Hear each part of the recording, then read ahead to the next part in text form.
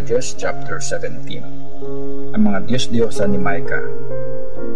May isang lalaki nakatira sa mabundok na bayan ng Ephraim. Micah ang pangalan niya. Sabi niya sa nanay niya, "Naalala niyo po na dati may nagnakaw ng 1,100 na silver niyo? Di ba? Sinumpa niyo kung sino man ang nagnakaw nun? Narinig ko po yun. Eto po, nasa akin yung pera niyo. Ako po yung kumuha nun." Sabi ng nanay niya, "I-bless ka sana ni Lord, anak." Binalik ni Micah yung 1,100 na silver, pero sinabi ng nanay niya, "I-dedicate ko mismo kay Lord ang mga silver na ito para hindi ka talaban ng mga sumpa ko, anak." Ipanggagawa ito ng ribultong kahoy na babalutan ng silver. Kaya anak, sa'yo na ulit ang perang ito. Pagkabalik ni Micah ng mga silver, kumuha ang nanay niya ng 200 na silver at binigay yon sa isang panday. Gumawa yung panday ng Diyos-Diyosa na inukit sa kahoy, tapos binalutan ng silver. Nilagay yon sa bahay ni Micah. May sariling altar itong si Micah. Gumawa siya ng mga Diyos-Diyosan at ipon. Tapos ginawa niyang priest yung isa sa mga anak niyang lalaki. Wala pang hari sa Israel nung time na yon, kaya ginagawa lang ng mga tao kung anong tama sa tingin nila. Nung time ding yon, may binatang Levite na nakatira sa Bethlehem sa Judah. Umalis siya sa Bethlehem para maghanap ng ibang lugar na matitirhan. Sa paglalakbay niya, nakarating siya sa bahay ni Micah sa mabundok na bayan ng Ephraim. Tinanong siya ni Micah, "Taga saan ka?" Sumagot siya, "Isa akong Levite, taga Bethlehem ako, doon sa Judah. Naghahanap ako ng lugar na pwedeng matirhan." Sabi ni Micah, "Magstay ka sa akin. Mag-serve ka na advisor ko at priest. Tapos, bibigyan kita ng 10 pirasong silver kada taon, mga damit at pagkain." Pumayag yung Levite na magstay kina Micah at tinuring siya ni Micah na parang tunay na anak. Inappoint siya ni Micah bilang priest at tumira siya sa bahay nito. Sabi ni Micah, "For sure, pagagandahin ni Lord ang buhay ko kasi Levite na yung priest ko." Judges chapter 18. Si Micah at ang tribe ni Dan. Wala pang hari sa Israel nung time na yon. Naghahanap noon ang tribe ni Dan ng lugar na pwede nilang maangkin at matirhan kasi hindi pa nila nakukuha yung parte nila sa lupang minana ng mga tribe ng Israel.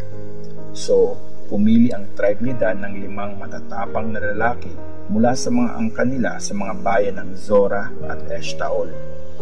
Ang utos sa kanila, magmanman at mag-explore sa lupain. Pagdating nila sa mabundok na bayan ng Ephraim, nag-stay sila sa bahay ni Micah. Habang nandun sila, napansin nila yung punto ng pagsasalita ng binatang Levite. Kaya nilapitan nila ito at tinanong, "Sinong nagdala sa iyo dito? Bakit nandito ka? Anong ginagawa mo sa lugar na ito?" Sumagot siya, "May usapan po kami ni Micah. Binabayaran niya ako para maging priest niya." Sabi nila, "O, pakitanong naman sa Diyos kung magiging successful kami sa lakad namin ito." Sumagot ang priest, "Magiging okay po ang lahat. Kinagabayan ni Lord ang lakad nyo." Umalis nga ang 5 lalaki at pumunta sa Laish. Nakita nilang panatag ang loob ng mga nakatira doon, kagaya ng mga Sidonians. Peaceful yung community nila at wala silang inaalala. Walang nanggugol sa kanila mula sa ibang bayan. Nakatira sila malayo sa mga Sidonians at hindi sila nakikisalamuha sa ibang tao. Pagbalik ng 5 lalaki sa Zorah at sa Eshtaol, tinanong sila ng mga kababayan nila kung anong nakita nila. Sabi nila, "Nakita namin yung lupain. Grabe, sobrang taba ng lupa. Tara, lusubin natin ang Laish. Huwag na kayong tumunganga. Bilis, pasukin na natin yun at angkinin natin yung lupain. Pagpunta nyo doon, hindi kayo pagdududahan ng mga tao. Malawak yung lupain. Andun na lahat ng kailangan nyo at binigay na yun ng Diyos sa atin." So, nagready sa laban ang 600 na lalaki sa tribe ni Dan at lumakad sila mula sa Zora at Eshtaol. Naglakbay sila at nagkampo sa west ng Kiryat Jearim sa Juda. Ito ang dahilan kaya kampo ni Dan ang tawag sa lugar na yon hanggang ngayon. Nagpatuloy pa sila at nakarating sa bahay ni Micah sa mabundok na bayan ng Ephraim. Tapos, sinabi ng 5 lalaking nag-spy sa bayan ng Laish sa mga kasama nila, "Alam niyo ba na isa sa mga bahay na yan, merong ribulto na gawa sa kahoy at nababalot sa silver? Meron pang ibang mga Diyos-Diyosan at mga ephod. Ano bang plano natin dyan?" Kaya lumiko sila at pumunta sa bahay ni Micah, doon sa tinitirhan ng binatang Levite, at kinamusta nila ito. Nakatayo naman sa gate yung 600 na sundalo ng Dan na nakaredy para lumaban. Dumiretso ang 5 spy sa bahay at kinuha yung ribultong kahoy na nababalot sa silver, yung iba pang mga Diyos-Diyosan at yung ephod. Yung priest naman, nandun lang sa may gate kasama nung 600 na armadong sundalo. Nung pumasok sila sa bahay ni Micah at kinuha yung mga ribulto at ephod, tinanong sila ng priests, "Anong ginagawa nyo?" Sabi nila, "Shh, huwag kang maingay. Sumama ka sa amin at gagawin ka naming priest at advisor. Mas gusto mo bang maging priest ng isang pamilya lang kaysa sa isang buong tribe ng Israel?" Sobrang saya ng priest sa narinig niya kaya kinuha niya yung mga banal na gamit at sumama siya sa kanila. Umalis na sila at tinuloy ang paglalakbay.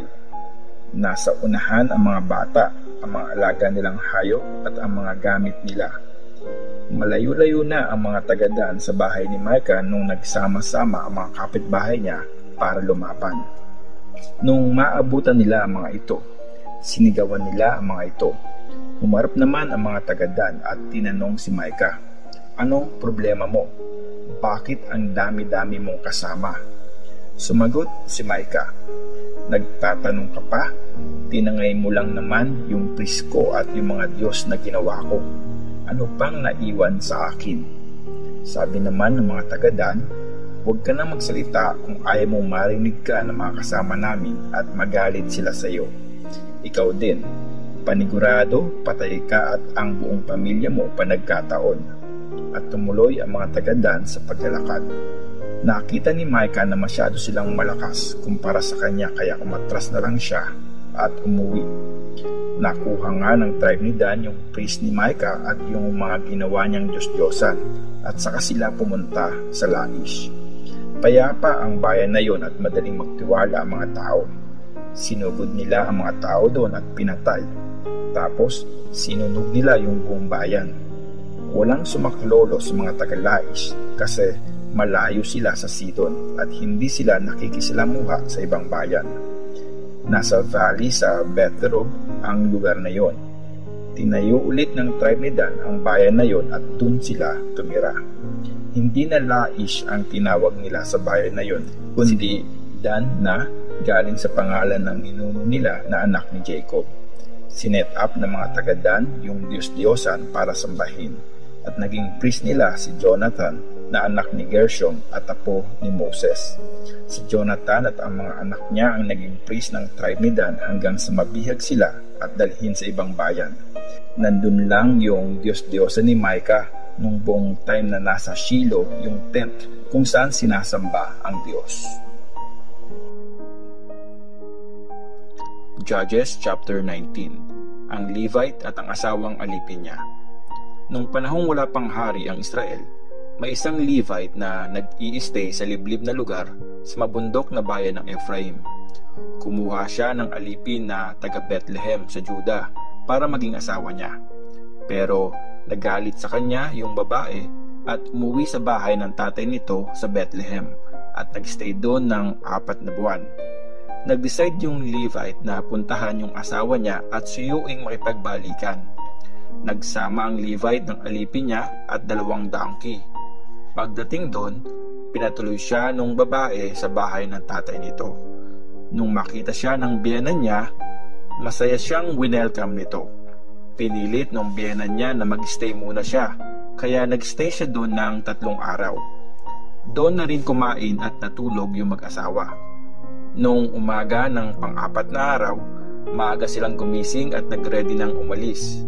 Pero sabi nung tatay ng babae doon sa Levite, kumain muna kayo para may lakas kayo. Saka na lang kayo umalis pagkakain nyo. So, umupo yung magbiyenan at magkasalong kumain at uminom. Tapos, sinabi nung tatay ng babae, magstay pa kayo ngayong gabi at mag-enjoy muna kayo. Tumayo na yung Levite para umalis, pero mapilit yung tatay kaya nag-stay pa ulit siya ng isang gabi doon. Kinabukasan, bale pang 5 araw na nun, maaga siyang bumangon para mag-ready sa pag-alis. Pero sabi nung tatay ng babae, please, kain muna kayo. Maya-maya na kayo umalis. So magkasama ulit na kumain yung magbiyenan.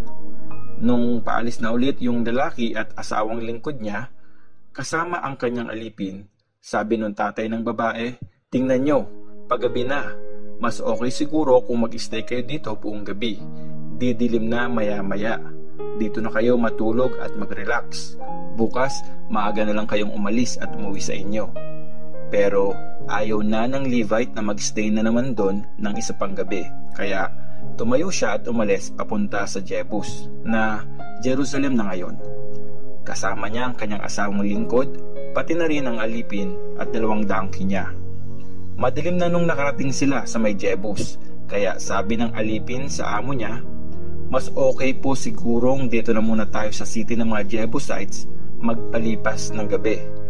Pero sabi ng amo niya, hindi natin sila kalahi, hindi sila mga Israelites, hindi tayo matutulog sa city na yan. Lagpasan natin yan, dun tayo sa Gibea. Tara, lumakad pa tayo ng konti, dun tayo magpalipas ng gabi sa Gibea o kaya sa Rama. Nilagpasan nga nila ang Jebus at tumuloy sa paglalakbay nila.